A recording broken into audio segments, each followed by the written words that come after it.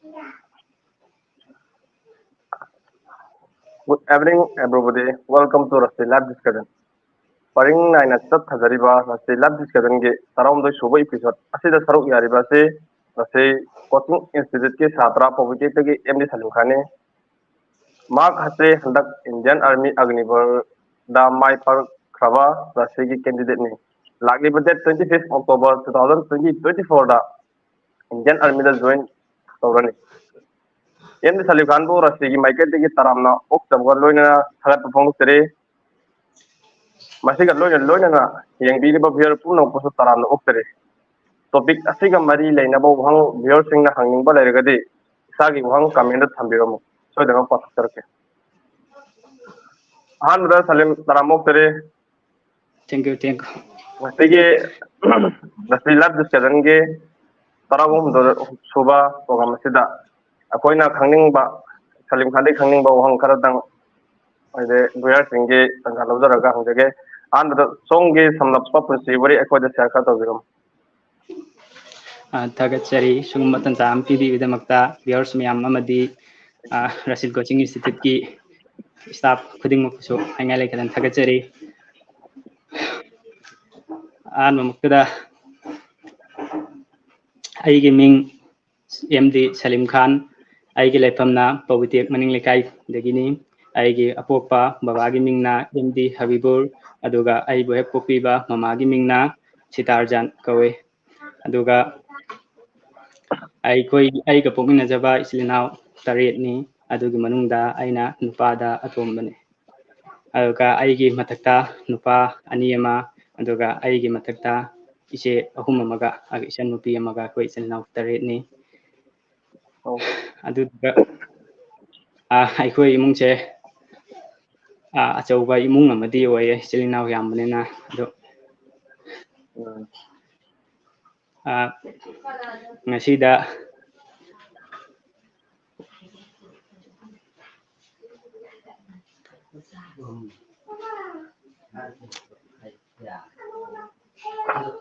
Makha tarako ko saloina song gi schooling amadi graduation kada toropono adugi samlapo kara tham.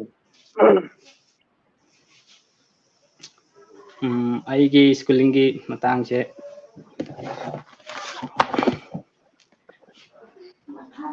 Angalwati su kaba phangjare aduga class nursery to class 2 phawumna aikoi manakta leiba school amada khara nakpa school amada kabai kadabai toraga adum thamjare haitare aduga class 3 to 5th phawumna Samusang Santipur Primary School Kobai School amada tamjare adui makata boina class 5 dagina class 6 dagina class 10 phawumna Top Sipai de leiba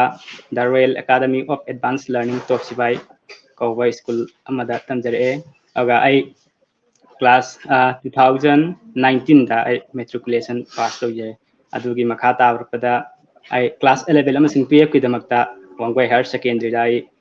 ming chanjare ado science arts stream da oina tawjare ado hana angang oingai matamdagi su aisi science se kya hinarakta plus adu madakta arts na hena pamjarakpa oina satra moina hore aduduna aina arts stream da tamjare aga 2021 da ai class 12 amuk pass tawjare adugi makha tarakpada college ki live-sina Mayai Lambi College da ai graduation da 2021-22 siragi ai graduation tamba hujare aduga ai pol science da honors graduation loisanjare graduation ase pol science da aina hana angang oringi matamdagi su ai politics da khara ngaujaba pamjaba haitare aduna aina pol science se hana angang oringi matamdagi pamjaba aduna yolodi sada leibana adum ai pol science da honors tawjare adumaina aigi schooling gi timing chaba adumaina tawre.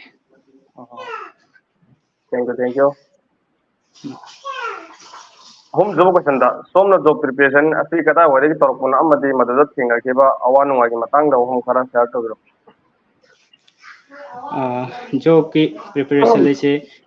hana ngalingai matamdagi di sum angang wangi matamdagi pambadi ꯄꯥꯝꯖꯔꯛꯑꯦ job ꯑꯃꯇꯪ ꯐꯪꯉꯕꯗꯤ ꯍꯥꯏꯗꯅ ꯑꯗꯣ ꯖꯣꯕꯀꯤ preparation ꯑꯁꯦ ꯇꯧꯅꯕꯒꯤꯗꯃꯛꯇ ꯈꯨꯗꯣꯡꯆꯥꯕꯗꯤ ꯑꯩꯉꯣꯟꯗ ꯋꯥꯈꯟꯗꯗꯤ ꯃꯇꯧ ꯀꯔꯝꯅ ꯇꯧꯒꯗꯒꯦ ꯍꯥꯏꯕꯗꯒꯤ ꯑꯋꯥꯕ ꯃꯥꯌꯣꯛꯅꯔꯝꯃꯦꯕ ꯑꯗꯣ ꯀꯔꯥꯏꯗ ꯆꯠꯂꯒ ꯃꯇꯧ ꯀꯔꯝꯅ ꯀꯅꯥꯗ ꯇꯥꯟꯅꯔꯒ ꯑꯩ ꯖꯣꯕꯀꯤ ꯄ꯭रिꯄꯦꯔꯦꯁꯟ ꯇꯧꯔꯀꯥꯟꯗ ꯑꯩ ꯖꯣꯕ ꯑꯃ ꯑꯩ ꯀ꯭रिꯌꯦꯠ ꯇꯧꯒꯅꯤꯁꯦ ꯑꯩꯉꯣꯟꯗ ꯑꯋꯥꯕ ꯑꯃ ꯑꯣꯏꯔꯝꯃꯦꯕ ꯋꯥꯈꯟꯗ ꯑꯗꯨꯝ ꯈꯟꯖꯥꯟꯅꯔꯒ ꯏꯁꯥꯗ ꯍꯪꯉꯒ ꯑꯗꯨꯝ ꯇꯧꯔ ꯂꯩꯖꯔꯝꯃꯦ ꯑꯗꯨꯕꯨ ꯃꯇꯝ ꯏꯀꯨꯏ ꯀꯨꯏꯍꯧꯗꯅ ꯈꯜꯂꯤꯉꯩ ꯆꯔꯛ ꯑꯗꯨꯒꯤ ꯃꯅꯨꯡꯗ ꯔꯥꯁꯤꯜ ꯀꯣꯆꯤꯡ ꯏꯟꯁꯇꯤꯇ꯭ꯌꯨꯠ ꯍꯥꯏꯅ ꯃꯌꯥꯡ ꯏꯝꯐꯥꯜꯗ ꯂꯩꯕ ꯀꯣꯆꯤꯡ ꯁꯦꯟꯇꯔ ꯑꯁꯦ ꯑꯁꯤꯒꯤꯁꯤ ꯑꯩ ꯃꯃꯤꯡ ꯇꯥꯖꯔꯦ ꯇꯥꯖꯕꯒ ꯑꯩ ꯃꯁꯤ ꯃꯐꯝ ꯑꯁꯤꯗ ꯆꯠ ꯇꯥꯔꯒꯗꯤ ꯑꯩ ꯁꯣꯏꯗꯅ ꯖꯣꯕ ꯑꯃꯗꯤ ꯑꯩ ꯀ꯭रिꯌꯦꯠ ꯇꯧꯕ ꯉꯝꯃꯤꯀꯣ ꯀꯥꯏꯅ ꯑꯩ ꯋꯥꯈꯟꯗ ꯑꯩ ꯊꯥꯖꯕ ꯂꯩ ꯃꯗꯨꯗꯤ ꯑꯩ ꯃꯐꯝ ꯑꯁꯤꯗ ꯆꯠꯂꯒ ꯑꯩ ꯖꯣꯕ ꯄ꯭रिꯄꯦꯔꯦꯁꯟ ꯇꯧꯔꯒꯦꯅ ꯈꯜꯂꯦ ꯃꯐꯝ ꯑꯁꯤꯗ ꯆꯠꯂꯦ ꯑꯗꯨꯗꯨꯒ ꯑꯩ ꯑꯍꯥꯟꯕꯗ ꯁꯥꯔ ꯂꯤꯌꯥꯀꯠ ꯊꯦꯡꯅꯔꯦ ꯁꯥꯔ ꯂꯤꯌꯥꯀꯠꯇꯒꯤ ꯑꯩ ꯃꯥꯒꯤ ꯑꯦꯗꯚꯥꯏꯁ ꯃꯌꯥꯝ ꯑꯃ ꯂꯧꯖꯔꯦ ꯑꯗꯨꯒ ꯃꯥꯒꯤ ꯀꯣꯆꯤꯡ ꯁꯦꯟꯇꯔ ꯑꯁꯤꯒꯤ ꯃꯈꯥꯗꯒꯤ ꯑꯩ ꯖꯣꯕꯀꯤ ꯄ꯭रिꯄꯦꯔꯦꯁꯟ ꯇꯧꯕ ꯍꯧꯖꯔꯦ ꯊꯦꯡꯛ ꯌꯨ ꯃꯈꯥ ꯇꯥꯔꯛꯄ ꯀꯣꯏꯁꯟ ꯑꯣꯏꯅ ꯏꯟꯗꯤꯌꯥꯟ ꯑꯥꯔꯃꯤꯒꯤ ꯔꯥꯏꯇꯟ ꯑꯦꯛꯖꯥꯝ ꯑꯁꯤ ꯀꯃꯥꯏꯅ ꯄ꯭ꯔꯤꯄꯦꯔꯦꯁꯟ ꯇꯧꯕꯅꯣ ꯁꯜꯂꯨꯒꯦ ꯑꯦꯗꯤꯠ ꯊꯦꯡꯅꯔꯛꯄ ꯑꯦꯛꯁꯄꯤꯔꯤꯌꯦꯟꯁ ꯈꯔ ꯊꯝꯕꯤꯌꯨ ꯀꯣꯏꯁꯟꯗꯨ ꯔꯤꯄꯤꯠ ꯑꯝꯇ ꯀꯣꯏꯁꯟ ꯏꯟꯗꯤꯌꯥꯟ ꯑꯥꯔꯃꯤꯒꯤ ꯔꯥꯏꯇꯟ ꯑꯦꯛꯖꯥꯝꯁꯦ ꯃꯇꯧ ꯀꯔꯝꯅ ꯄ꯭ꯔꯤꯄꯦꯔꯦꯁꯟ ꯇꯧꯔꯛꯄꯅꯣ ꯁꯜꯂꯨꯒꯦ ꯊꯦꯡꯅꯔꯛꯄ ꯑꯗꯨ ꯃꯌꯥꯝꯗ ꯍꯥꯏꯐꯦꯠ ꯑꯦꯛꯁꯄꯤꯔꯤꯌꯦꯟꯁ ꯑꯣꯏꯅꯕ ꯋꯥꯍꯩ ꯈꯔ ꯊꯝꯕꯤꯌꯨ ꯑꯩꯅ ꯏꯟꯗꯤꯌꯥꯟ ꯑꯥꯔꯃꯤꯒꯤ ꯔꯤꯇꯟ ꯑꯦꯛꯖꯥꯝ ꯑꯁꯦ ꯁꯤꯒꯤꯁꯦ ꯑꯋꯥꯕꯗꯤ ꯃꯥꯌꯣꯛꯅꯔꯛꯏ ꯍꯥꯏꯇꯥꯕꯅꯤ ꯑꯗꯨꯝ ꯊꯕꯛ ꯑꯃ ꯇꯧꯅꯕ ꯍꯣꯠꯅꯕꯁꯤꯗꯤ ꯑꯋꯥꯕꯁꯨ ꯃꯥꯅꯦ ꯃꯥꯅꯦ ꯅꯨꯡꯉꯥꯏꯕꯁꯨ ꯊꯦꯡꯅꯔꯛꯏ ꯑꯗꯨꯕꯨ ꯑꯩꯅ ꯊꯦꯡꯅꯔꯛꯄꯁꯤꯡ ꯍꯥꯏꯇꯥꯔꯒꯗꯤ ꯑꯩꯅ ꯔꯤꯇꯟ ꯑꯦꯛꯖꯥꯝ ꯑꯁꯤꯃ ꯑꯩꯅ ꯃꯇꯧ ꯀꯔꯝꯅ ꯄꯥꯁ ꯇꯧꯈꯤꯁꯤꯒꯦꯅ ꯈꯜꯂꯛꯄꯗ ꯑꯩ ꯏꯁꯥ ꯏꯊꯟ ꯈꯛꯇꯪꯅ ꯂꯥꯏꯔꯤꯛꯁꯦ ꯌꯨꯝꯗ ꯄꯥꯖꯔꯀꯥꯟꯗꯁꯨ ꯌꯥꯔꯛꯇꯕ ꯗꯔꯀꯥꯔ ꯂꯩ ꯃꯇꯝꯗꯨꯗ ꯑꯩꯁꯦ ꯌꯨꯝꯗꯗꯤ ꯑꯩ ꯏꯁꯥꯕꯨꯗꯤ ꯍꯣꯠꯅꯖꯩ ꯑꯗꯨꯕꯨ ꯍꯣꯠꯅꯖꯔꯒꯁꯨ ꯑꯩꯅ ꯃꯄꯨꯡ ꯐꯥꯕ ꯁꯨꯡꯑꯣꯏ ꯑꯣꯏ ꯉꯝꯗꯕ ꯑꯩꯅ ꯍꯣꯠꯅꯖꯔꯤꯗꯨꯅ ꯑꯩ ꯋꯥꯈꯟꯗ ꯃꯁꯤꯅꯗꯤ ꯃꯄꯨꯡ ꯐꯥꯕ ꯑꯣꯏ ꯉꯝꯗꯧ ꯃꯥꯟꯗꯦ ꯀꯥꯏꯅ ꯑꯗꯨꯒ ꯑꯩꯁꯨ ꯃꯇꯧ ꯀꯔꯝ ꯇꯧꯁꯤꯒꯦꯅ ꯈꯜꯂꯦ ꯀꯣꯆꯤꯡꯗꯨ ꯆꯠꯂꯦ ꯀꯣꯆꯤꯡꯒꯤ ꯆꯠꯄꯗꯁꯨ ꯆꯠꯂꯦ ꯀꯣꯆꯤꯡꯒꯤ ꯁꯥꯔ ꯂꯤꯌꯥꯀꯠꯀꯤ ꯀꯣꯆꯤꯡ ꯁꯦꯟꯇꯔꯁꯤꯗ ꯔꯥꯁꯤꯜ ꯀꯣꯆꯤꯡ ꯏꯟꯁꯇꯤꯇ꯭ꯌꯨꯠ ꯍꯥꯏꯔꯤꯕ ꯁꯤꯒꯤ ꯀꯣꯆꯤꯡꯁꯤꯗ ꯆꯠꯂꯕ ꯃꯇꯨꯡꯗ ꯃꯇꯝ ꯆꯠꯄꯁꯤꯗꯁꯨ ꯑꯋꯥꯕ ꯃꯌꯥꯝ ꯄ꯭ꯔꯣꯕ꯭ꯂꯦꯝ ꯃꯥꯌꯣꯛꯅꯩꯌꯦ ꯔꯤꯇꯟ ꯑꯦꯛꯖꯥꯝ ꯑꯁꯤꯃ ꯀ꯭ꯂꯤꯌꯥꯔ ꯇꯧꯅꯕ ꯍꯥꯏꯅ ꯇꯧꯕ ꯀꯥꯟꯗ ꯑꯗ ꯑꯩ ꯁꯤꯗꯒꯤ ꯄꯧꯕꯤ ꯇꯦꯛꯇꯒꯤ ꯃꯌꯥꯡ ꯏꯝꯐꯥꯜꯅꯤ ꯑꯩ ꯄꯧꯕꯤ ꯇꯦꯛꯇꯩꯅꯤ ꯑꯗꯣ ꯃꯌꯥꯡ ꯏꯝꯐꯥꯜ ꯐꯥꯎꯁꯦ 5-6 ꯀꯤꯂꯣꯃꯤꯇꯔꯃꯨꯛ ꯂꯩꯌꯦꯕ ꯆꯠꯄꯁꯦ ꯑꯗꯣ ꯁꯤꯁꯤꯗ ꯑꯩ ꯁꯥꯏꯀꯜꯅ ꯆꯠꯂꯦ ꯍꯪꯀꯠ ꯂꯥꯟꯊꯥ ꯑꯌꯨꯛꯁꯦ ꯑꯗꯨꯗꯨꯒ ꯆꯠꯂꯒ ꯀꯣꯆꯤꯡꯗꯣ ꯌꯥꯎꯔꯦ ꯑꯗꯨꯒ ꯍꯜꯂꯛꯑꯒ ꯑꯃꯨꯛꯀ ꯌꯨꯝꯗ ꯑꯃꯨꯛ ꯄ꯭ꯔꯤꯄꯦꯔꯦꯁꯟ ꯑꯩ ꯇꯣꯉꯥꯟꯅ ꯑꯃꯨꯛ ꯂꯥꯏꯔꯤꯛ ꯄꯥꯖꯕ ꯑꯗꯨꯒ ꯆꯠꯇ꯭ꯔꯤꯉꯩ ꯃꯃꯥꯡ ꯑꯁꯤꯗꯁꯨ ꯑꯩ ꯉꯟꯅ ꯑꯗꯨꯝ ꯍꯧꯒꯠꯆꯔꯦ ꯄꯨꯡ 4 ꯁ꯭ꯋꯥꯏꯗꯒꯤ ꯑꯗꯨꯝ ꯍꯧꯒꯠꯆꯔꯦ 4 ꯑꯗꯨꯃꯥꯏꯅ ꯑꯗꯨ ꯁ꯭ꯋꯥꯏꯗꯒꯤ ꯍꯧꯒꯠꯂꯀꯥꯟꯗ ꯁꯥꯔꯅ ꯑꯥꯗ ꯀꯣꯆꯤꯡ ꯃꯐꯝꯗ ꯇꯥꯛꯂꯛꯄ ꯑꯃꯗꯤ ꯑꯗꯨꯝ ꯑꯩꯅ ꯍꯥꯟꯅ ꯃꯃꯥꯡꯗ ꯈꯔ ꯄꯥꯖꯕ ꯈꯣꯠꯄ ꯑꯩ ꯁ꯭ꯋꯥꯏꯗ ꯑꯗꯨꯝ ꯔꯤꯚꯥꯏꯁ ꯑꯗꯨꯝ ꯇꯧꯔꯒ ꯅꯩꯅꯔꯦ ꯀꯣꯆꯤꯡꯗ ꯇꯥꯛꯂꯛꯄꯁꯤꯡꯗꯣ ꯔꯤꯚꯥꯏꯁ ꯇꯧꯔꯕ ꯃꯇꯨꯡꯗ ꯑꯩ ꯀꯣꯆꯤꯡꯁꯦ ꯑꯌꯨꯛ ꯆꯠꯂꯦ ꯑꯗꯨꯒ ꯍꯜꯂꯛꯑꯒ ꯑꯗꯨꯃꯥꯏꯅ ꯑꯗꯨꯝ ꯅꯨꯃꯤꯗꯥꯡꯒꯤ ꯇꯥꯏꯃꯤꯡꯁꯨ ꯅꯨꯃꯤꯗꯥꯡ ꯄꯨꯡ 12 ꯁ꯭ꯋꯥꯏꯐꯥꯎ ꯑꯩ ꯂꯥꯏꯔꯤꯛꯇꯤ ꯀꯌꯥ ꯀꯟꯅ ꯄꯥꯔꯛꯄꯗꯤ ꯑꯣꯏꯗꯦ ꯑꯗꯨꯝ ꯃꯌꯥꯏ ꯑꯣꯏꯔꯞ ꯈꯔ ꯈꯔꯁꯦ ꯑꯗꯨꯝ ꯄꯥꯔꯛꯑꯦ ꯑꯗꯨꯃꯥꯏꯅ ꯑꯗꯨꯝ ꯇꯧꯔꯒ ꯔꯤꯇꯟ ꯑꯦꯛꯖꯥꯝ ꯑꯁꯦ ꯃꯥꯏ ꯄꯥꯛꯅꯕ ꯍꯣꯠꯅꯖꯔꯦ ꯊꯦꯡꯛ ꯌꯨ ꯌꯥꯝ ꯋꯥꯅ ꯍꯣꯠꯅꯖꯔꯛꯄꯅ ꯍꯧꯖꯤꯛꯇꯤ ꯄꯟꯊꯨꯡꯐꯝ ꯌꯧꯔꯦ ꯍꯥꯏꯇꯥꯔꯦ ꯃꯈꯥ ꯇꯥꯔꯛꯄ ꯑꯣꯏꯅ ꯔꯥꯏꯇꯟ ꯑꯦꯛꯖꯥꯝ ꯄꯥꯁ ꯇꯧꯔꯕ ꯃꯇꯨꯡꯗ ꯃꯌꯥꯝꯅ ꯍꯦꯟꯅ ꯈꯪꯅꯤꯡꯕ ꯀꯣꯏꯁꯟ ꯑꯃ ꯍꯥꯏꯇꯥꯔꯗꯤ ꯐꯤꯖꯤꯀꯦꯜꯒꯤꯁꯦ ꯐꯤꯖꯤꯀꯦꯜꯒꯤ ꯃꯔꯝꯗ ꯍꯥꯏꯗꯤ ꯏꯟꯗꯤꯌꯥꯟ ꯑꯥꯔꯃꯤꯒꯤ ꯐꯤꯖꯤꯀꯦꯜ ꯇꯦꯁꯁꯦ ꯃꯇꯧ ꯀꯔꯝꯅ ꯄ꯭ꯔꯤꯄꯦꯔꯦꯁꯟ ꯁꯂꯤꯝ ꯈꯥꯟꯅ ꯇꯧꯈꯤꯕꯅꯣ ꯑꯃꯗꯤ ꯀꯩꯀꯩ ꯑꯋꯥ ꯅꯨꯡꯉꯥꯏ ꯊꯦꯡꯅꯔꯛꯄꯗꯣ ꯍꯥꯏꯐꯦꯠꯇꯪ ꯁꯤꯌꯥꯔ ꯇꯧꯕꯤꯔꯝꯃꯣ ꯐꯤꯖꯤꯀꯦꯜꯒꯤ ꯃꯇꯥꯡꯁꯦ ꯔꯤꯇꯟ ꯈꯛꯇꯪꯅꯁꯨ ꯌꯥꯔꯛꯇꯕ ꯂꯥꯏꯔꯤꯛ ꯍꯩꯕ ꯀꯌా ꯑꯃꯁꯨ ꯉꯁꯤꯗ ꯐꯤꯖꯤꯀꯦꯜ ꯄꯥꯁ ꯇꯧꯕ ꯉꯝꯗꯕꯗꯒꯤ ꯑꯗꯨꯝ ꯖꯣꯕꯁꯦ ꯑꯦꯛꯇꯤꯚ ꯁꯥꯔꯚꯤꯁꯁꯤꯗꯤ ꯍꯦꯛꯇ ꯐꯪꯗꯗꯅ ꯃꯌꯥꯝ ꯑꯃ ꯂꯩ ꯍꯥꯏꯖꯔꯤꯕ ꯌꯦꯁ ꯐꯤꯖꯤꯀꯦꯜꯁꯤꯅ ꯔꯤꯇꯟꯒꯤ ꯍꯥꯟꯅ ꯃꯃꯥꯡꯗꯗꯤ ꯑꯍꯥꯟꯕ ꯆꯍꯤ 1-2ꯒꯤ ꯃꯃꯥꯡꯗꯗꯤ ꯐꯤꯖꯤꯀꯦꯜꯅ ꯍꯥꯜꯂꯝꯃꯦꯕ ꯑꯦꯛꯇꯤꯚ ꯁꯥꯔꯚꯤꯁꯁꯦ ꯑꯌꯥꯝꯕꯅ ꯏꯟꯗꯤꯌꯥꯟ ꯑꯥꯔꯃꯤꯒꯨꯝꯕ ꯑꯗꯒꯤ SSC GDꯅ ꯂꯧꯕ ꯑꯦꯛꯖꯥꯝ ꯃꯣꯏ ꯁꯨꯝꯕꯁꯤꯡꯁꯤꯅꯕꯨꯗꯤ ꯍꯥꯏꯕ ꯃꯣꯏꯁꯤꯡꯁꯤꯅ ꯔꯤꯇꯟꯅ ꯍꯥꯟ ꯇꯥꯔꯒꯁꯨ ꯑꯇꯣꯞꯄ ꯃꯣꯏ ꯗꯤꯄꯥꯔꯠꯃꯦꯟ ꯇꯣꯉꯥꯟ ꯇꯣꯉꯥꯟꯅ ꯃꯁꯥꯅ ꯂꯧꯖꯕ ꯃꯈꯣꯏꯗꯗꯤ ꯌꯥꯝꯅ ꯐꯤꯖꯤꯀꯦꯜ ꯅꯣꯡꯃꯩ ꯍꯜꯂꯝꯃꯦꯕ ꯃꯇꯝ ꯑꯗꯨꯗꯤ ꯃꯌꯥꯝꯁꯦ ꯑꯌꯥꯝꯕꯅ ꯐꯤꯖꯤꯀꯦꯜꯁꯦ ꯂꯥꯏꯔꯤꯛ ꯊꯥꯗꯣꯛꯑꯒ ꯂꯥꯏꯔꯤꯛꯀꯤ ꯋꯥꯈꯜ ꯂꯩꯇ꯭ꯔꯤꯕ ꯃꯇꯝꯗꯗꯤ ꯂꯝꯖꯦꯟꯕꯨ ꯉꯝꯃꯒꯗꯤ ꯍꯥꯏꯅ ꯃꯌꯥꯝꯒꯤ ꯋꯥꯈꯜꯗ ꯑꯃ ꯂꯩꯌꯦꯕ ꯂꯝꯖꯦꯟꯁꯤ ꯉꯝꯃꯒꯗꯤ ꯑꯩ ꯃꯥꯅꯦ ꯊꯕꯛ ꯑꯃꯗꯤ ꯁꯣꯏꯗꯅ ꯀꯥꯏꯅ ꯑꯗꯨꯅ ꯂꯝꯖꯦꯟꯁꯦ ꯑꯗꯨꯝ ꯃꯌꯥꯝ ꯇꯧꯋꯦ ꯑꯗꯣ ꯂꯝꯖꯦꯟꯁꯤ ꯉꯝꯃꯕ ꯃꯇꯨꯡꯗ ꯑꯃꯨꯛꯀ ꯔꯤꯇꯟ ꯑꯦꯛꯖꯥꯝ ꯑꯃꯨꯛ ꯂꯩꯔꯝꯕ ꯔꯤꯇꯟ ꯑꯦꯛꯖꯥꯝꯁꯤ ꯂꯩꯔꯝꯕ ꯀꯥꯟꯗ ꯑꯃꯨꯛꯀ ꯂꯝꯖꯦꯟ ꯆꯦꯟꯕꯗ ꯊꯋꯥꯏ ꯌꯥꯎꯅ ꯆꯦꯟꯖꯔꯒ ꯂꯝꯖꯦꯟꯗꯣ ꯉꯝꯃꯕ ꯃꯇꯨꯡꯗ ꯑꯃꯨꯛꯀ ꯔꯤꯇꯟꯗ ꯂꯩꯍꯧꯕ ꯑꯗꯨꯃꯥꯏꯅ ꯃꯌꯥꯝ ꯑꯃ ꯃꯥꯌꯣꯛꯅꯩꯌꯦꯕ ꯑꯩꯈꯣꯏꯅ ꯁꯨꯝ ꯎꯖꯕꯗ ꯑꯩꯅ ꯍꯦꯛ ꯊꯦꯡꯅꯖꯔꯛꯄꯗ ꯑꯗꯨꯅ ꯑꯩꯒꯤ ꯑꯣꯏꯅꯗꯤ ꯐꯤꯖꯤꯀꯦꯜꯁꯦ written se exam thana bai preparation tawne manung asagi so ai adum physical gi damakta ai preparation adum tawjira ai physical se adum nong mada kilometer yam da ani ama ahum amadi ai adum chele ani ahum de tadana indian army gi 1.6 to oy 1.6 chele ba 5.45 minute manga ga minute manga ga second kuntra nifunga da adu giduna sidi yamna tienba matamda sangba lambi ma chelakadabnena yamna ngallingai matamdagi haitare matamse khara sangna preparation tawdak taragadi physical swing ngamba waiba aduna aina physical se ngamdabdi yate written su yate written ngamta ngamaga hayeng aikoina uriba sumaina mi atopana physical written ngamma matungda physical da lehawriba sumaina lehaw taragadi aise asningam dabo erni ko ena aise adamana wakhanda thamne adu ga aina physical se adum written gi hotngai manung de dum hotna jare aduna करीसे coaching से आयुक्ता आई coaching चले coaching से चट पगिसरा coaching हलागा सु अमक chain बे यावे अदग exam return थाग्र मतुंग दिबरिन बाइना जे return थाग्र मतुंग दे coaching से हलाबा मतुंग दा अदगी चेन बा अदगी रिटर्न एग्जाम से लोग्र मतुंग दे कोचिंग क्या कन सत्रे अदु मतुंग दे ayum do ina dum lari ka to point aisagi to point adum pajare aduga ayuk se ai khangan na hogat padagi dum kilometer ahum mari manga ai ngam jaba thakta ai minute tharaga chele aduga amak ayuk se hale ko thare ganda lai ma gari ma par matung da midang oiram amaka ai lamje lamje nongmada matam anirakti ai lamjen je chele lamjen se amakatang chen badu chen bai ta amakatang tum khara son ba hai tare hanna chena da ba tum asa khara chawbo ko mi dadi lamjen je yam wai ba aduna Mani mani. nongmada mani rak chen da ba yakte ba ado ai su return ki honen ngai matam da di ai hajiki hai ba indian army gi sigi return exam cha tharam da na da ai hostel da tha ani leje tha ani leibegi matam gi tra tum chelu de ba thoina adragi su ai tha mu kai mu lepsal lore bel kalor matungda ada ai sidi ai lepsal lur si choidi na aina matam ma katang nong ma da sen ma da su masina ai mai pak ngam yar ko sidi adu kimiti competition ne aina hata oini ne na ta ai lamjen ngam ne so hita ya banate lamjen ser so maka ai excellent phangda ba khalle mi do mayam am lakpane na ma kwai wang badagi masang masang Kasi law kaya may abdig lo na competitive lo na lakto niya ba? Ang competitive po ba? Sige lo yung buo nina. adagi return physical pulapana mark se total torakanda moi mark pai wang bodo adagi hawre low thabane ba hai ba procedure aduna mark aina excellent chen da taragadi ai che khanbe chance ni mi ko aina ai che khalle aduna ai excellent chen da yati na wakhanda dam thame aduna nongmada matam ni ra dum ai che leba aduga konna jara ga idum fast of Oh. May pa po biyo. Yung mga hula na rapogi. Makatara po na. Ini salim kan jara migi positive hang bada isagi dream se fulfill tawre hani khandi ba antragana atopa tiema tawkigi hai bage atopa dream gadi lai riba abetang thambiyo hoi aina indana migi sige post asma phangdebda to kimatikti nungai jai harawe wakal dade ado aina masimakna aigi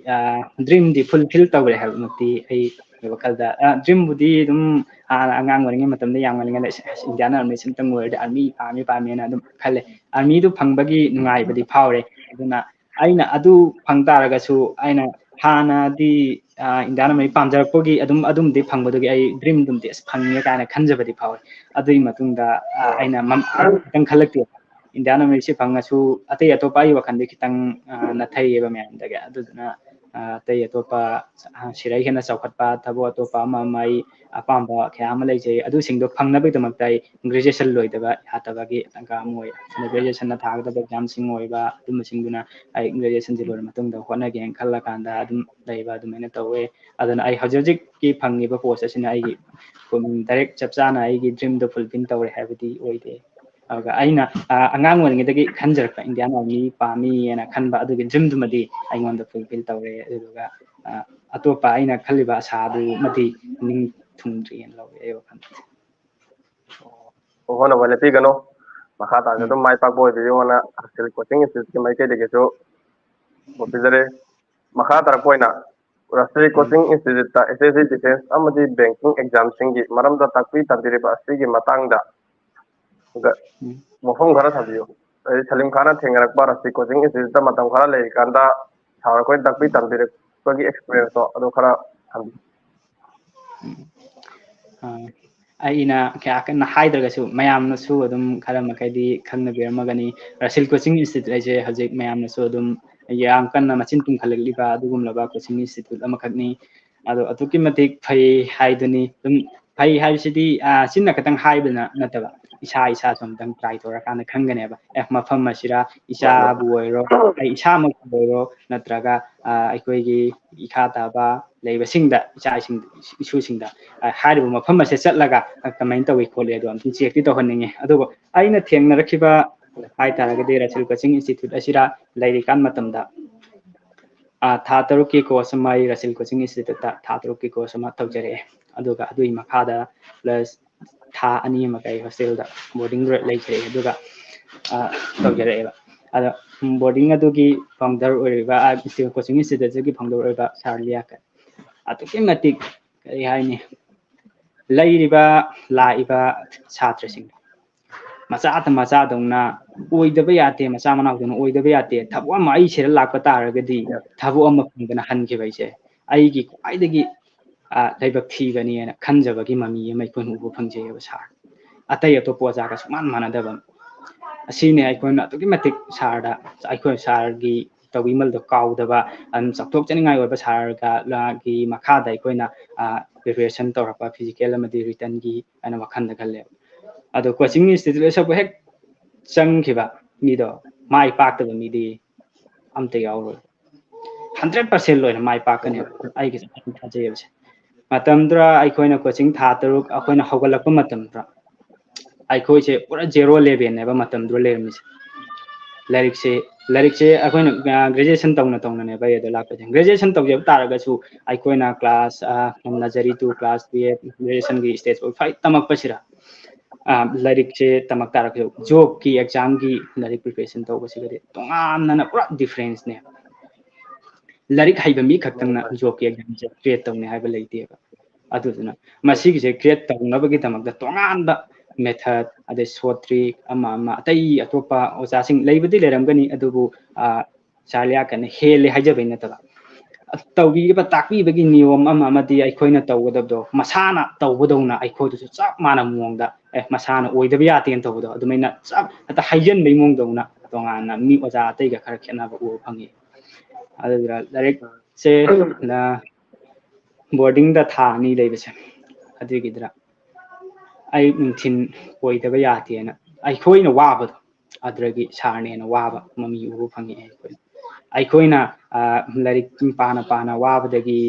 ꯇꯨꯝꯁꯟꯕꯒꯨꯝꯕ ꯅꯨꯃꯤꯗꯥꯡ ꯃꯇꯝꯁꯤ ꯇꯧꯕ ꯁꯥꯔꯅ ꯃꯥꯗꯤ ꯇꯨꯝꯗꯅ ꯑꯗꯨꯝ ꯑꯩꯈꯣꯏꯒꯤ ꯌꯦꯡꯉ ꯑꯗꯨꯝ ꯂꯩꯔꯝꯃꯒ ꯍꯧꯗꯣꯛꯑꯒ ꯐꯖꯕ ꯋꯥꯍꯩꯅ ꯊꯦꯝꯃ ꯁꯤ ꯑꯣꯏꯗ ꯇꯥꯔꯒꯗꯤ ꯅꯣꯏꯅ ꯁꯤꯗ ꯂꯩꯔꯤꯁꯤ ꯅꯣꯏꯅ ꯁꯤꯗ ꯂꯥꯛꯑꯒ ꯂꯩꯔꯤꯁꯤꯒꯤ ꯀꯥꯟꯅꯕꯁꯤ ꯀꯔꯤꯅꯣ ꯅꯣꯏꯒꯤ ꯑꯦꯝꯁꯤ ꯀꯔꯤꯅꯣ ꯍꯥꯏꯅ ꯑꯩꯈꯣꯏꯗ ꯇꯠꯅ ꯑꯦꯗꯚꯥꯏꯁ ꯃꯌꯥꯝ ꯑꯃ ꯄꯤꯌꯦ ꯑꯗꯨꯒ ꯑꯣꯏꯗꯕ ꯌꯥꯗꯦꯅ ꯍꯣꯠꯅꯔꯛꯄ ꯑꯗꯨꯗꯒꯤ ꯇꯨꯝꯕ ꯆꯥꯕ ꯈꯪꯗꯅ ꯁꯥꯔꯅ ꯑꯦꯛꯖꯥꯝ ꯃꯌꯥꯗ ꯇꯧꯕꯤꯔꯛꯄ ꯃꯌꯥꯝ ꯀꯥꯎꯗꯦ ꯑꯗꯣ ꯃꯌꯥꯝꯁꯨ ꯔꯥꯁꯤꯜ ꯀꯣꯆꯤꯡ ꯏꯟꯁꯇꯤꯇ꯭ꯌꯨꯠ ꯑꯁꯦ ꯑꯝꯇꯪ ꯇ꯭ꯔꯥꯏ ꯇꯧꯔ ꯌꯦꯡꯕꯤꯌꯨ ꯍꯥꯏꯗꯨꯅ ꯑꯩ ꯊꯝꯖꯅꯤꯡꯕꯗꯤ ꯑꯗꯨꯛꯀꯤ ꯃꯇꯤꯛ ꯐꯖꯅ ꯃꯔꯝ ꯆꯥꯅ ꯇ꯭ꯔꯦꯟ ꯇꯧꯔꯕ ꯑꯣꯖꯥꯁꯤꯡꯅ ꯇꯥꯛꯄꯤ ꯇꯝꯕꯤ ꯑꯗꯒꯤ ꯑꯦꯛꯁꯄꯔꯤꯌꯦꯟꯁ ꯂꯩꯔꯕ ꯑꯣꯖꯥ ꯅꯦꯚꯤ ꯔꯤꯇꯤꯌꯥꯔꯁꯤꯡꯅꯅꯤ ꯇꯥꯛꯄꯤ ꯇꯝꯕꯤꯔꯤꯕꯁꯦ ꯑꯗꯨꯅ ꯈꯨꯗꯣꯡꯆꯥꯕꯁꯦ ꯃꯥꯡꯍꯟꯕꯤꯒꯅꯨ ꯑꯅꯛꯄꯗ ꯂꯩꯕꯤꯕ ꯍꯥꯏꯇꯥꯔꯦꯅꯦ ꯑꯗꯨꯝ ꯑꯩꯈꯣꯏꯅ ꯍꯧꯖꯤꯛ ꯖꯣꯕꯀꯤ ꯑꯦꯛꯖꯥꯝ ꯑꯃ ꯀ꯭ꯔꯤꯌꯦꯠ ꯇꯧꯒꯦ ꯍꯥꯏꯇꯥꯔꯒꯗꯤ ꯑꯗꯨꯝ ꯈꯔ ꯋꯥꯕ ꯇꯥꯔꯦꯗꯅ ꯑꯩꯒꯤ ꯄꯨꯟꯁꯤꯒꯤ ꯑꯣꯏꯔꯛꯇꯣꯏꯅꯦꯕ ꯑꯗꯨꯅ ꯄꯨꯟꯁꯤꯒꯤ ꯑꯣꯏꯅꯕ ꯑꯩꯒꯤ ꯄꯨꯟꯁꯤꯁꯦ ꯃꯇꯧ ꯀꯔꯝꯅ ꯅꯨꯡꯉꯥꯏꯅ ꯍꯤꯡꯒꯗꯒꯦꯗꯣ ꯑꯗꯒꯤ ꯑꯩ ꯊꯕꯛ ꯃꯆꯥ ꯑꯃꯇꯁꯨ ꯇꯧ ꯇꯥꯔꯒꯗꯤ ꯑꯩ ꯊꯥꯒꯤ ꯁꯦꯂꯔꯤ ꯈꯔꯇꯁꯨ ꯂꯥꯛꯇꯥꯔꯒꯗꯤ ꯑꯩ ꯃꯌꯥꯝꯒ ꯃꯤꯃꯥꯟꯅꯅ ꯍꯤꯡꯕ ꯉꯝꯂꯛꯀꯅꯤ ꯑꯗꯨꯗꯨꯒꯤ ꯈꯜꯂꯒ ꯁꯨꯝ ꯑꯩꯅ ꯖꯣꯕꯀꯤ ꯑꯦꯛꯖꯥꯝ ꯑꯃ ꯇꯧꯒꯦ ꯍꯥꯏꯇꯥꯔꯒꯗꯤ ꯀ꯭ꯔꯤꯌꯦꯠ ꯇꯧꯒꯦ ꯍꯥꯏꯇꯥꯔꯒꯗꯤ ꯍꯥꯏꯔꯤꯕ ꯑꯅꯛꯄꯗ ꯂꯩꯕ ꯑꯣꯏꯇꯥꯔꯒ ꯑꯔꯥꯞꯄꯗ ꯑꯣꯏꯇꯥꯔꯒꯁꯨ ꯑꯗꯨꯝ ꯑꯇꯩ ꯑꯇꯣꯞꯄ ꯀꯣꯆꯤꯡ ꯏꯟꯁꯇꯤꯇ꯭ꯌꯨꯠꯁꯤꯒ ꯃꯥꯟꯅꯗꯕ ꯃꯑꯣꯡꯗ ꯇꯧꯕꯅꯦ ꯑꯗꯨꯅ ꯍꯥꯏꯔꯤꯕꯁꯦ ꯆꯦꯛ ꯑꯝꯇꯪ ꯇꯧꯔ ꯌꯦꯡꯍꯟꯖꯅꯤꯡꯉꯤ ꯍꯥꯏꯕ ꯋꯥꯐꯝꯁꯦ ꯌꯥꯝ ꯐꯖꯕ ꯃꯐꯝꯁꯤ ꯀꯣꯆꯤꯡ ꯏꯟꯁꯇꯤꯇ꯭ꯌꯨꯠꯀꯤꯁꯨ ꯌꯥꯝ ꯊꯦꯡꯅꯖꯔꯛꯄ ꯑꯦꯛꯁꯄꯤꯔꯤꯌꯦꯟꯁ ꯌꯥꯝ ꯊꯝꯕꯤꯈ꯭ꯔꯦ ꯃꯈꯥ ꯇꯥꯔꯛꯄ ꯀꯣꯏꯁꯟ ꯑꯣꯏꯅ ꯖꯣꯕ ꯑꯦꯛꯖꯥꯝꯗ ꯃꯥꯏ ꯄꯥꯛꯅꯕꯒꯤꯗꯃꯛ ꯒꯥꯔꯖꯤꯌꯟꯁꯤꯡꯗ ꯀꯔꯤ ꯔꯣꯜ ꯂꯧꯕ ꯗꯔꯀꯥꯔ ꯑꯣꯏꯕꯅꯣ ꯍꯥꯏꯕꯗꯨꯒꯤ ꯃꯇꯥꯡꯗ ꯋꯥꯐꯝ ꯈꯔ ꯊꯝꯕꯤꯌꯨ ꯍꯥꯏꯗꯤ ꯍꯧꯖꯤꯛꯇꯤ ꯖꯣꯕ ꯑꯃꯇ ꯐꯪꯒꯦ ꯍꯥꯏꯕꯗ ꯏꯁꯥꯅ ꯍꯣꯠꯅꯖꯔꯒꯁꯨ ꯏꯁꯥꯅꯇꯪ ꯍꯣꯠꯅꯖꯔꯁꯨ ꯌꯥꯗꯦꯕ ꯒꯥꯔꯖꯤꯌꯟꯒꯤ ꯁꯄꯣꯔꯠ ꯌꯥꯝ ꯆꯪꯉꯦ ꯍꯥꯏꯕꯗꯨꯒꯤ ꯆꯨꯝꯃꯦ ꯃꯇꯥꯡꯗ ꯁꯂꯤꯝꯅ ꯍꯥꯏꯐꯦꯠꯇꯪ ꯋꯥꯐꯝ ꯈꯔ ꯊꯝꯕꯤꯌꯨ चुम्मे जॉबकी एग्जाम से होय पामजबदी मयाम अम लेरमगनेबा जॉब से तौरगदी एना अपामबदे आई सी पामेना खनबदी मयाम लेरमगनेबा अदो मतौ करमना जॉब की एग्जाम से पास तौगदगे सी तौगदोरिबा मीदो अदु खतंग दतसु इंथोकसु यातबम लेये गार्जियन की तंगाई फदब रोल तौबम लेये सिविल एक्टिव सर्विस ता हारगसु पिंगाई मतमदगी मचा हचिंग अंगांग इना मखा ताबा सिंजे येंजनदिबा मा दरकार होइबा कइगना खाना अशोक अपल हाइबमा टेकपा ताबा सोइबा खोटबा हाइसिमा यावबा यातबनेना फिजिकल एक्टिव सर्विस ता मेडिकल हाइबमा यावरमे मेडिकल दा लोइना तलगी अमा लेय अदुदना ममा मपा ओइबसिंगना पिंगाई मतमदगी मचासिगी अपामबजी खंगबा तारगदी ममा मपादुना पामजबा मचासे एक्टिव सर्विस तौहनगे हाइबा जॉब असिमा तौहनगे खनबा लेबा तारगदी खरा कुमना सेनबीबा दरकार ओइरे अदुम गाड़ी नुंगिता थौबा खोटबा तारगसु खरा हाइरिबा अदुमा आइगे वखनदुना जॉब सिमा क्रिएट तौदे फौदी आई खरा ब्रेक फा तारे अशोक अपनदगी अममदगी खरा येंगना तौबा मतंगाई फदे अदो ममा मपा ओइबसिंगना हाइबसे मचादुरा नॉलेज लेते तारगसु ममा मपा ओइबसिंगना गार्जियन एडवाइस पीबी अदुगा लाइरिक से ममा मपा ओइबसिंगसिना मतम अमदा हाइतारे तुम खरा ngalingay matamdadi लाइरिक की वखनसी क्या खन्ना लेरमदेबा जॉब की एग्जाम हम था मतमदा एक्टिव सर्विस की दमकतदे फिजिकल से लमजिन चेलु अंगन हगलु अतवैना अदमेना खतंग आइखोदसु तौबीरेबा अदुना ngन हगल लमजिन ꯃꯥꯅꯤ चेनबदु खतंग हेक्तबम लाकबम लाय अदुम मतमदुरने गार्जियन की तंगाई फदबा मियंग मचंगे है अदगी फिजे मेडिकल की मतंगदम लेरेना अगा अजगी रिटर्न एग्जाम की मतंगसे सीथ्रनेबा ममा मपा के क्वाले चाव रोल्स लाक्तिसे ममा मपा ओइबसिंगने मचा से इचासिना थबुक मचा अमतंग ओइसु तफौ तारगदी जॉब अमतंग फंगौ तारगदी अइखोइना अहल ओइरबा मतम अमदे अइखोइना वारअबा टाइमिंगदा अइखोइगी खिता ओरसु मतेंग पांगकनिको अदै इचादुना करिगुंबा जॉब तुम फंगद्रे दगी होय बिजनेस तौगिबा खोटिबा हाइबम लेदना अदुना अमरोमना नकलमदा लेखरगा आई फाइनेंशियल प्रॉब्लम दा खरा सोथबा हाइतारे अदगी तुम अइखोइ हन स्वाइदा खरा हनथबा हाइदा इम्फाल लमदे खरा हाइथरपा यगासिदे अयामबना तुम क्या कन नुंगाइबे इमुंग मनुंग मतोइदे चांगचेलमदा लोइना लेनै हाइरबा यामबना अदुदुना थबु अमा तहोबा जॉब एग्जाम अमा तहोबा सिंदी क्वाइदगी फरेबा सिक्योर ओइरेबा पुंसीजे मरे माउथोकना मयाम मिमाननि हिंबा ngamba पुंसी महिंग अमदा लाय अदुना इज्जतसु मीनसु इज्जत तौबा इचामा थबुक तौवे का हाइदो ममा मपा होइदे चौथोकचबम पाव अदुमैना खंदोइनेबा अदुदुना मचासिंजे लाइरिक तंबा मतम दोय तारे तमिंगाई मतमदगिसु मखोंग चेंगना तमहनबिरक अंगांग ओइङै मतमदगी अंगांग ओइङै मतमदगी मखोंग सेंगना तमहनबिरक औबोय तारगदी जॉब की एग्जाम असे प्रिपरेशन तौबा मतमदा हयेंग मागी तौदबा यातबा तमदबा यातबा खंगदबा यातबा हाइबा खरा लेये अदुगिदो लाइरिक खक्तंग अइखोना क्लास नर्सरी टू 12 ग्रेजुएशन फौदो तमकपदु नतबा तोंगानबा निगाव अदु लोइननि हंदोइबदी अदु तौबतबो नियम तोंगानबा खरा टाइम मैनेजमेंट नेबा मरु ओइना मादे रिटन एग्जाम दे अदुदुना ममा मपा ओइबसिंगजिना लाइरिक तो मखोंग सेंगना तमहल्लौबा तारगदी निशा बसा जहंदबा मसादा कैदा सोपल लेइतनबा खरा ते क्या लौबीरा अदुगा लाक्तारगदी जॉब की एग्जाम से क्रिएट तौनबा तौबा मतमदा खरा लाइना थोएबा अदुना ममा मपा ओइबसिंगजिनाने तुम करी हाइनी खरा अंगांग ओइङै मतमदा येंगसनबम दरकार ओइ हाइबा हाइजरबा अदो ममा मपा खरनदी मचादा खतंग इंथोकपसु लेयेबा सिसे सिमा तौहनजनिंगदे अदुदुगा लाइरिक तंबदा वासुम हजिकी अइखोइगी स्वाइदा कमल पीपल हाइतारे अइखोइगी क्या कन नुंगाइ फदब हाइतारे मोइसिंगिनदी लाइरिककी मंगान फंगसु खरा वाटपदौं तौवेबा लाइरिककी मंगान फंगद्रबनेना अदुम क्या थबु इंखांग सुबरोमदा ꯏꯟꯁꯟꯕ ꯑꯗꯒꯤ ꯃꯁꯥꯒꯤ ꯑꯄꯥꯝꯕꯗꯨꯅ ꯀꯔꯤꯅꯣꯁꯨ ꯀꯩꯝ ꯍꯪꯕꯤꯗꯅ ꯑꯗꯨꯝ ꯇꯝꯃꯤꯅ ꯂꯥꯏꯔꯤꯛꯁꯨ ꯄꯪꯇꯝ ꯇꯝꯍꯟꯕꯗꯧꯅ ꯍꯦꯛ ꯇꯧꯕ ꯑꯗꯨꯅ ꯑꯩꯉꯣꯟꯗꯁꯨ ꯑꯩꯒꯤ ꯑꯄꯥꯝꯕꯗ ꯆꯠꯂꯛꯄꯒꯤ ꯑꯩꯉꯣꯟꯗ ꯃꯥꯡꯖꯕ ꯑꯃ ꯑꯩꯅ ꯊꯦꯡꯅꯔꯛꯑꯦ ꯑꯩꯒꯤ ꯄꯨꯟꯁꯤꯗ ꯑꯩꯅ ꯖꯣꯕ ꯑꯁꯦ ꯀ꯭ꯔꯤꯌꯦꯠ ꯇꯧꯅꯕ ꯍꯥꯏꯅ ꯑꯩꯅ ꯇꯧꯔꯛꯄ ꯃꯇꯝꯗ ꯑꯗꯨꯗꯤ ꯀꯔꯤꯅꯣ ꯍꯥꯏꯕ ꯃꯇꯝꯗ ꯑꯩꯒꯤ ꯒꯥꯔꯖꯤꯌꯥꯟꯗꯒꯤ ꯑꯩꯉꯣꯟꯗ ꯑꯦꯗꯚꯥꯏꯁ ꯄꯤꯕꯤꯅꯕꯁꯦ ꯂꯩꯔꯛꯇꯦꯕ ꯑꯝꯇ ꯃꯇꯝꯗꯨꯗ ꯑꯩꯅ ꯀ꯭ꯂꯥꯁ 10ꯁꯦ 2019ꯗ ꯀ꯭ꯂꯥꯁ 10 ꯑꯩ ꯃꯦꯇ꯭ꯔꯤꯀꯨꯂꯦꯁꯟ ꯄꯥꯁ ꯇꯧꯔꯕ ꯃꯇꯨꯡꯗ 11 12ꯒꯤꯗꯃꯛꯇ ꯑꯩ ꯋꯥꯡꯒꯣꯏ ꯍꯥꯌꯔ ꯁꯦꯀꯦꯟꯗꯔꯤꯗ ꯑꯩ ꯑꯦꯗꯃꯤꯁꯟ ꯇꯧꯔꯛꯄꯁꯦ ꯃꯇꯝꯁꯤꯗ ꯑꯩꯅ ꯑꯥꯔꯠꯁ ꯁ꯭ꯇ꯭ꯔꯤꯝꯁꯦ ꯑꯩꯅ ꯄꯣꯂꯤꯇꯤꯛꯁꯇ ꯈꯔ ꯉꯥꯎꯖꯔꯛꯏ ꯄꯥꯝꯃꯤ ꯑꯉꯥꯡ ꯑꯣꯏꯇꯥꯔꯒꯁꯨ ꯑꯩꯅ ꯑꯗꯨꯝ ꯋꯥꯈꯜꯗ ꯂꯩꯕꯗꯨꯅ ꯑꯩꯅ ꯑꯥꯔꯠꯁꯇ ꯂꯥꯛꯑꯦꯕ ꯑꯥꯔꯠꯁ ꯁ꯭ꯇ꯭ꯔꯤꯝꯗ ꯑꯗꯨꯅ ꯑꯥꯔꯠꯁ ꯁ꯭ꯇ꯭ꯔꯤꯝꯗ ꯂꯥꯛꯈꯤꯕꯗꯨꯅ ꯑꯩꯅ 12 ꯂꯣꯏꯔꯕ ꯃꯇꯨꯡꯗ ꯑꯩꯅ ꯖꯣꯕꯀꯤ ꯑꯦꯛꯖꯥꯝ ꯑꯃ ꯊꯥꯅꯕ ꯑꯩꯅ ꯀ꯭ꯔꯤꯌꯦꯠ ꯇꯧꯅꯕ ꯑꯩꯅ ꯇꯧꯔꯛꯄ ꯃꯇꯝꯗ ꯑꯥꯔꯠꯁ ꯁ꯭ꯇ꯭ꯔꯤꯝꯅ ꯊꯥꯕ ꯌꯥꯗꯕ ꯍꯥꯏ ꯊꯕꯛ ꯃꯌꯥꯝ ꯑꯃ ꯂꯥꯛꯑꯦ ꯑꯗꯨꯒ ꯁꯥꯏꯟꯁ ꯁ꯭ꯇ꯭ꯔꯤꯝꯗꯗꯤ ꯂꯣꯏꯅ ꯑꯌꯥꯝꯕꯅ ꯊꯥꯕ ꯌꯥꯕ ꯑꯗꯨꯝꯕ ꯊꯕꯛ ꯈꯨꯗꯣꯡꯆꯥꯗꯕ ꯃꯥꯌꯣꯛꯅꯔꯦꯕ ꯑꯗꯨꯗꯨꯅ ꯃꯇꯝꯗꯨꯗꯗꯤ ꯑꯩꯈꯣꯏ ꯏꯃꯥ ꯕꯕꯥꯅ ꯑꯩꯒꯤ ꯒꯥꯔꯖꯤꯌꯥꯟꯁꯤꯡꯅ ꯑꯩꯉꯣꯟꯗ ꯑꯗꯨꯒꯤ ꯑꯦꯗꯚꯥꯏꯁꯇꯨ ꯄꯤꯕꯤꯔꯛꯇꯦꯕ ꯈꯪꯗꯦꯕ ꯑꯗꯣ ꯃꯆꯥꯗ ꯈꯇꯪ ꯑꯗꯨꯝ ꯃꯆꯥꯒꯤ ꯑꯄꯥꯝꯕꯗꯣ ꯇꯧꯔꯛꯄꯒꯤꯅꯦꯕ ꯑꯗꯣ ꯑꯩꯒꯤ ꯑꯣꯏꯅꯗꯤ ꯏꯁꯥꯅ ꯑꯩ ꯑꯗꯨ ꯄꯥꯝꯃꯦꯅ ꯇꯧꯖꯔꯛꯈꯤꯕ ꯑꯗꯨꯅ ꯑꯩꯒꯤ ꯑꯁꯣꯏꯕꯗꯣ ꯑꯩ ꯑꯗꯨꯗ ꯈꯪꯖꯩꯑꯕ ꯑꯗꯨꯅ ꯃꯃꯥ ꯃꯄꯥ ꯑꯣꯏꯕꯁꯤꯡꯁꯤꯅ ꯃꯆꯥꯗꯨꯅꯗꯤ ꯀꯩꯁꯨ ꯊꯣꯏꯅ ꯈꯪꯉꯔꯣꯏꯕ ꯈꯪ ꯇꯥꯔꯒꯁꯨ ꯈꯟꯅꯕ ꯑꯃ ꯗꯔꯀꯥꯔ ꯑꯣꯏꯌꯦꯕ ꯃꯆꯥꯗꯨꯒ ꯃꯃꯥ ꯃꯄꯥꯁꯤꯡ ꯑꯣꯏꯔꯤꯕ ꯒꯥꯔꯖꯤꯌꯥꯟꯁꯤꯡꯗꯨꯒ ꯅꯪꯅ ꯑꯗꯨ ꯄꯥꯝꯃꯦ ꯍꯥꯏꯇꯥꯔꯗꯨ ꯁꯤꯒꯤꯁꯦ ꯂꯝꯕꯤꯁꯦ ꯆꯠ ꯇꯥꯔꯒꯗꯤ ꯁꯤꯒꯤ ꯁꯕꯖꯦꯛꯁꯦ ꯂꯧꯔꯒꯅ ꯑꯗꯒꯤ ꯅꯪꯁꯦ ꯁꯨꯃꯥꯏꯅ ꯇꯧꯔꯒꯅ ꯁꯤ ꯇꯧꯔꯒꯗꯤ ꯅꯪꯉꯣꯟꯗ ꯍꯌꯦꯡ ꯂꯥꯏꯅ ꯊꯣꯛꯀꯅꯤ ꯑꯗꯨꯅ ꯁꯤꯒꯤ ꯂꯥꯏꯟꯁꯤꯗ ꯆꯠꯈꯤ ꯇꯥꯔꯒꯅ ꯅꯪꯉꯣꯟꯗ ꯑꯋꯥꯕ ꯍꯌꯦꯡ ꯑꯣꯏꯒꯅꯤ ꯈꯣꯠꯀꯅꯤ ꯑꯗꯣ ꯒꯥꯔꯖꯤꯌꯥꯟꯁꯤꯡꯅ ꯑꯈꯪ ꯑꯍꯩꯗꯒꯤ ꯇꯥꯔꯒꯕꯨ ꯑꯣꯏꯔꯣ ꯃꯆꯥꯗꯨꯒꯕꯨ ꯈꯟꯅ ꯅꯩꯅꯔꯒꯕꯨ ꯑꯣꯏꯔꯣ ꯑꯈꯪ ꯑꯍꯩꯗꯒꯤ ꯇꯥꯔꯒ ꯑꯗꯨꯃꯥꯏꯅ ꯇꯧꯔꯒ ꯑꯆꯨꯝꯕ ꯍꯥꯏꯇꯥꯔꯦ ꯍꯌꯦꯡ ꯖꯣꯕꯇꯨꯃ ꯀ꯭ꯔꯤꯌꯦꯠ ꯇꯧꯅꯕꯒꯤ ꯌꯥꯝꯅ ꯂꯥꯏꯕ ꯃꯤꯟꯁ ꯑꯃ ꯊꯤꯍꯟꯖꯅꯤꯡꯉꯦ ꯑꯩꯒꯤ ꯑꯣꯏꯅꯗꯤ ꯑꯗꯨꯗꯨꯅ ꯑꯩꯉꯣꯟꯗ ꯊꯦꯡꯅꯔꯛꯈꯤꯕꯗꯨꯅꯦꯀꯣ ꯑꯩꯉꯣꯟꯗ ꯑꯩꯅ 12 ꯂꯣꯏꯔꯕ ꯃꯇꯨꯡꯗ ꯑꯥꯔꯠꯁꯇꯒꯤꯗꯤ ꯊꯥꯕꯗ ꯈꯨꯗꯣꯡꯆꯥꯗꯕ ꯊꯦꯡꯅꯔꯛꯈꯤꯕꯗꯨꯒꯤꯅꯦꯕ ꯑꯩꯅ ꯍꯥꯏꯖꯔꯤꯁꯤꯅ ꯑꯗꯨꯅ ꯃꯃꯥ ꯃꯄꯥ ꯑꯣꯏꯕꯁꯤꯡꯁꯦ ꯔꯣꯜꯁꯦ ꯑꯗꯨꯛ ꯌꯥꯝ ꯆꯥꯎꯅ ꯂꯩꯈ꯭ꯔꯦ ꯑꯗꯨꯅ ꯍꯌꯦꯡ ꯑꯍꯜ ꯑꯣꯏꯔꯛꯑꯕ ꯃꯇꯝꯗꯁꯨ ꯃꯆꯥꯗꯨꯅ ꯅꯨꯡꯉꯥꯏꯅ ꯂꯩ ꯇꯥꯔꯒꯗꯤ ꯍꯌꯦꯡ ꯅꯨꯡꯉꯥꯏꯅ ꯂꯩꯃꯤꯟꯅꯒꯅꯤ ꯍꯥꯏꯕ ꯃꯆꯥꯗꯨꯅ ꯋꯥꯅ ꯂꯩ ꯇꯥꯔꯒꯗꯤ ꯋꯥꯔꯕ ꯀꯧꯕꯅꯤꯅ ꯃꯃꯥ ꯃꯄꯥꯒꯤ ꯃꯤꯅꯨꯡꯁꯤꯗꯣ ꯂꯥꯕꯛꯄꯒꯤ ꯈꯨꯗꯣꯡꯆꯥꯕꯁꯨ ꯂꯩꯌꯦꯅ ꯍꯥꯏꯖꯔꯤꯕ ꯑꯗꯨꯗꯨꯅ ꯃꯃꯥ ꯃꯄꯥꯒ ꯅꯨꯡꯁꯤ ꯃꯔꯤ ꯑꯃꯁꯨ ꯂꯩꯇꯕꯁꯨ ꯌꯥꯗꯦ ꯑꯗꯨꯅ ꯖꯣꯕ ꯑꯦꯛꯖꯥꯝꯁꯤ ꯀ꯭ꯔꯤꯌꯦꯠ ꯇꯧꯒꯦ ꯍꯥꯏ ꯇꯥꯔꯒꯗꯤ ꯃꯃꯥ ꯃꯄꯥꯒꯤ ꯔꯣꯜꯁꯦ ꯄꯤꯛꯏꯉꯩ ꯃꯇꯝꯗꯒꯤ ꯁꯣꯛꯄꯟꯗꯅꯕ ꯌꯦꯡꯁꯤꯜꯂꯛꯄ ꯄ꯭ꯂꯁ ꯃꯥꯅ ꯑꯦꯛꯇꯤꯚ ꯁꯥꯔꯚꯤꯁ ꯑꯃ ꯇꯧꯒꯦ ꯍꯥꯏꯇꯥꯔꯒꯗꯤ ꯑꯗꯒꯤ ꯀꯔꯝꯕ ꯁꯕꯖꯦꯛꯇ ꯆꯠꯂꯒꯅ ꯍꯦꯟꯅ ꯈꯨꯗꯣꯡꯆꯥꯕ ꯂꯩ ꯈꯣꯠꯂꯤ ꯑꯗꯨꯝꯕꯒꯤ ꯑꯦꯗꯚꯥꯏꯁ ꯑꯃ ꯇꯉꯥꯏ ꯐꯗ꯭ꯔꯦ ꯑꯗꯨꯒ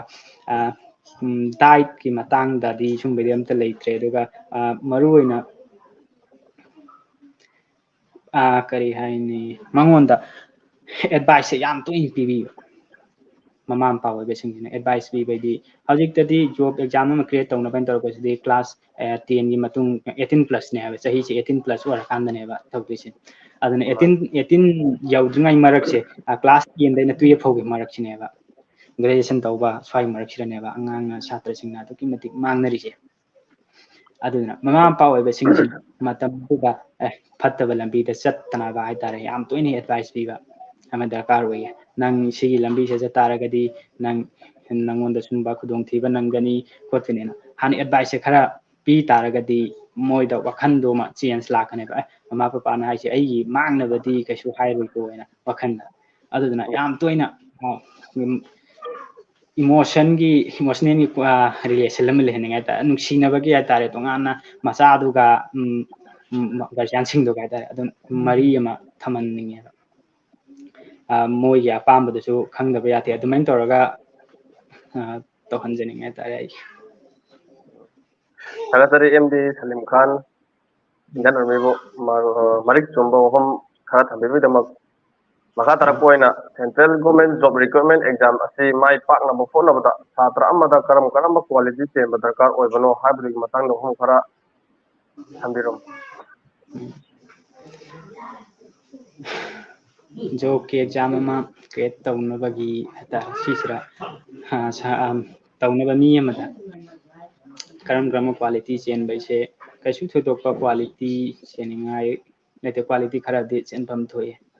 ꯁꯤꯁꯤꯗ ꯆꯦꯟꯒꯗꯕꯁꯦ ꯑꯍꯥꯟꯕꯗ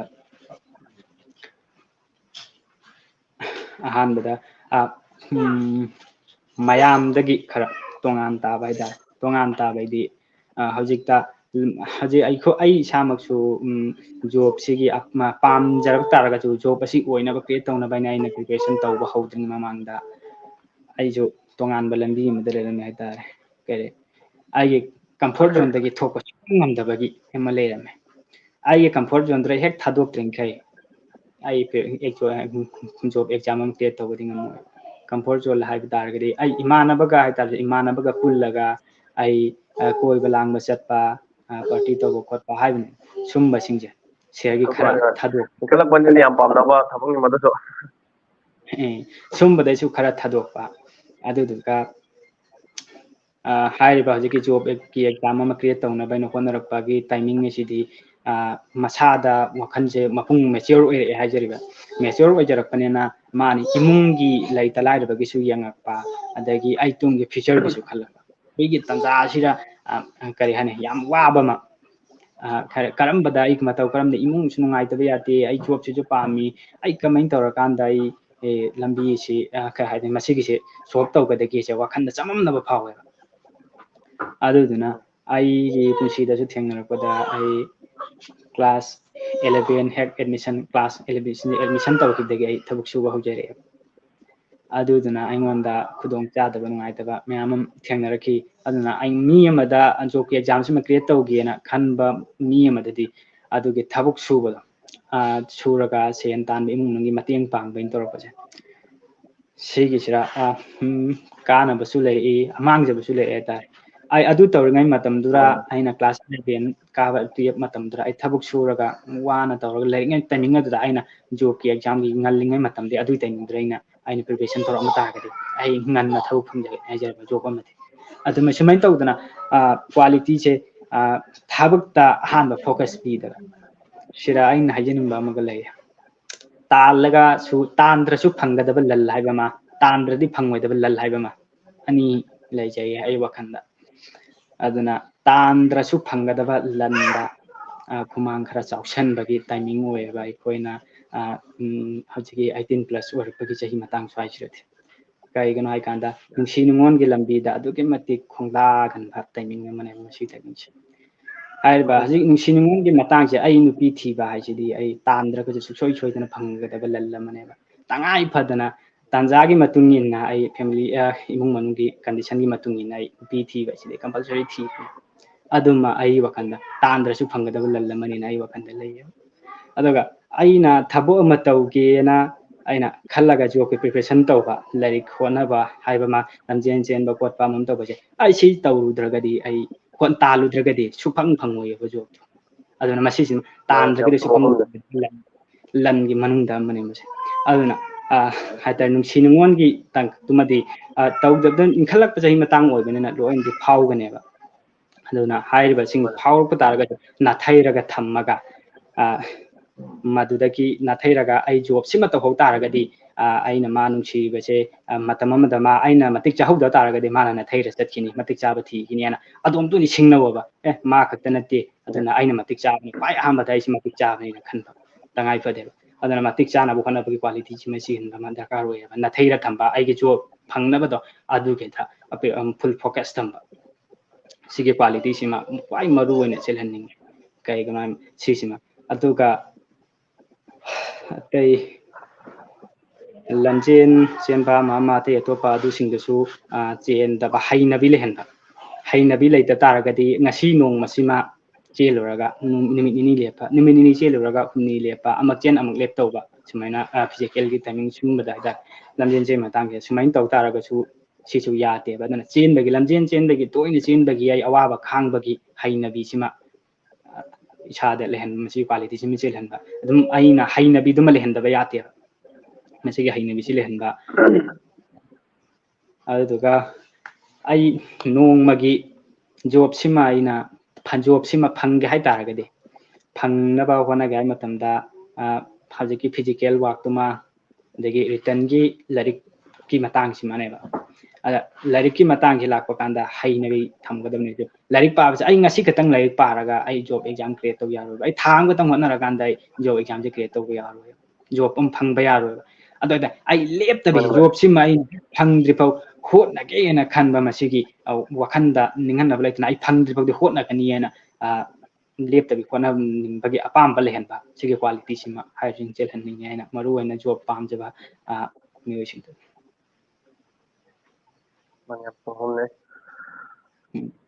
ꯃꯈꯥ ꯇꯥꯔꯛꯄ ꯋꯥꯐꯝ ꯑꯃ ꯑꯣꯏꯅ ꯁꯣꯝꯅ ꯏꯟꯈꯠꯂꯛꯂꯤꯕ ꯌꯨꯠꯁꯤꯡ ꯑꯃꯗꯤ ꯃꯔꯨꯑꯣꯏꯅ ꯉꯁꯤ ꯀꯣꯆꯤꯡ ꯏꯟꯁꯇꯤꯇ꯭ꯌꯨꯠꯇ ꯂꯩꯔꯤꯕ ꯁꯥꯇ꯭ꯔꯁꯤꯡꯗ ꯑꯦꯗꯚꯥꯏꯁ ꯈꯔ ꯄꯤꯕꯤꯔꯣ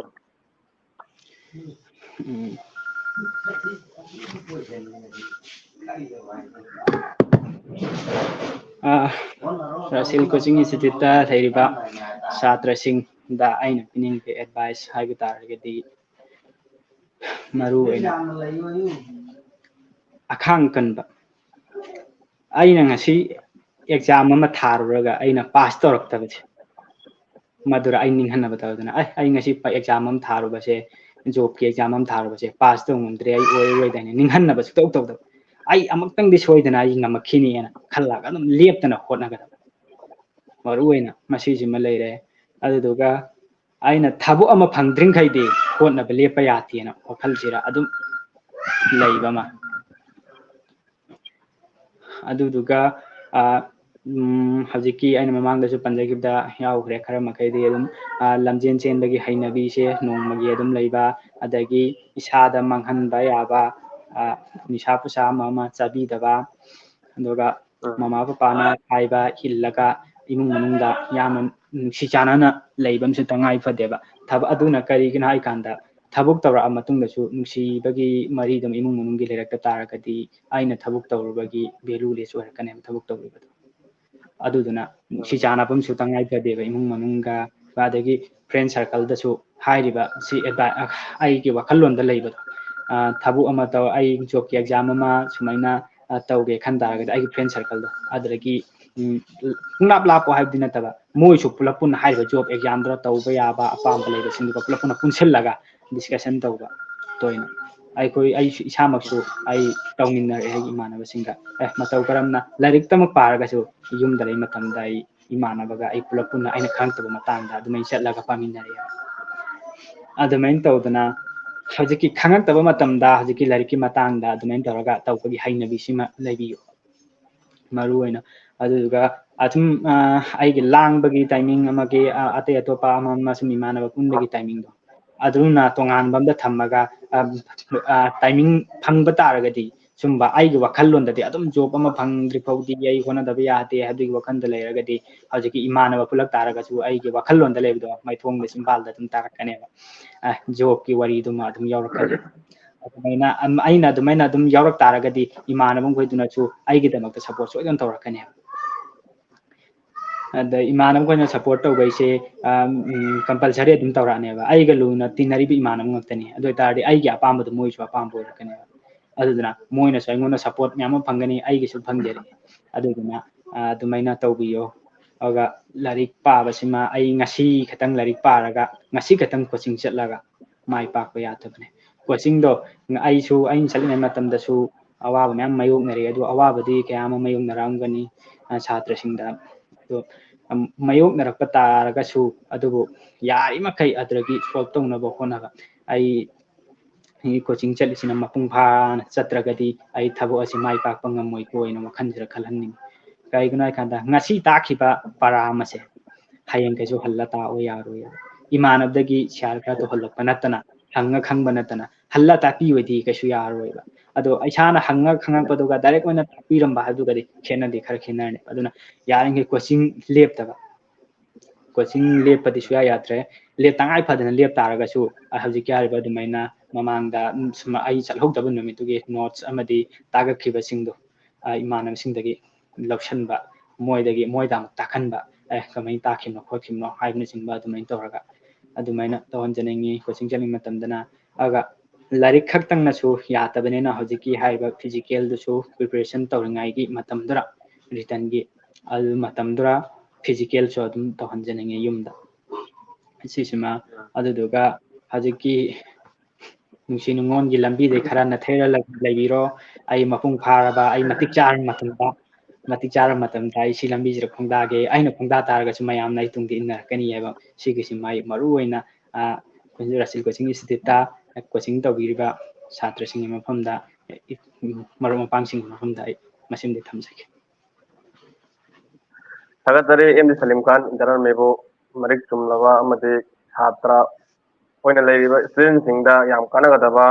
ꯅꯣꯂꯦꯖ खरा थम्बीदमक्ता थगत्तरे मुखान थगत्तरे N Salim Khan Indian army बो ngasi mamal yamlabo hong kya sa ta boi dama matung da somba mamal yamlabo hong kya akhode sa tawbiraga satra amadi youth singda kana ba yaba pigani haibagi thajaba thamjai amadi yengbiro biar puna makpojo thagat ba phonokjari biar singna rasi live discussion asigi matung tarakpa episode singda discussion to honingba topic leiraga su comment section da iraga khanbiro madugi live discussion तौनबा होनजगे ngasiगी अखोई guest तगी अयाब लौजरगा live discussion असे लोसिंजरगे thank you